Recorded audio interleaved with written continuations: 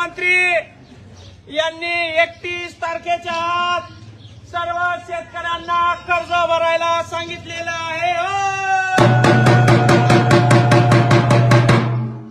आपल्या शेतीमालाला भाव नाही, आपल्याला कर्जमाफी नाही, आपल्याला पीक विमा नाही, मात्र 31 तारखेच्या आत सर्व शेतकऱ्यांनी कर्ज भरून द्यायचं आहे।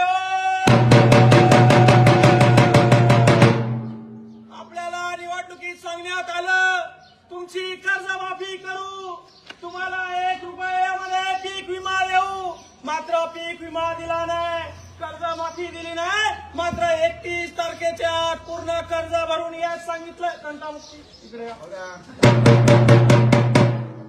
सरकार आहे आणि या ठिकाणी केंद्राच्या सरकारनं मागच्या 4 दिवसापूर्वी खासदाराच्या पगारामध्ये 24% वाढ केलाय। 24% वाढ म्हणजे 1 लाखाला 24,000 रुपये आता खासदाराला जास्त मिळणार आहे। अण्णा, खासदाराला 1 लाखाला 24,000 रुपये वाढवले, कशाला माहितीये का? कशाला म्हणा? आता शेतकरी एखादा कर्जमाफी करून आत्महत्या केला,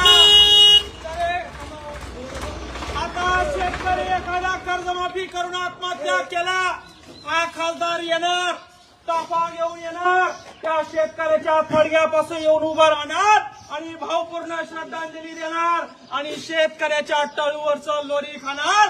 त्यासाठी खासदारांना 24,000 रुपये पगार वाढून आणि पगार कसा वाढवला तात्या? या वर्षी निर्णय घेतलाय 4 दिवसापूर्वी आणि पगार कधीपासून वाढवणार आहे माहितीये का?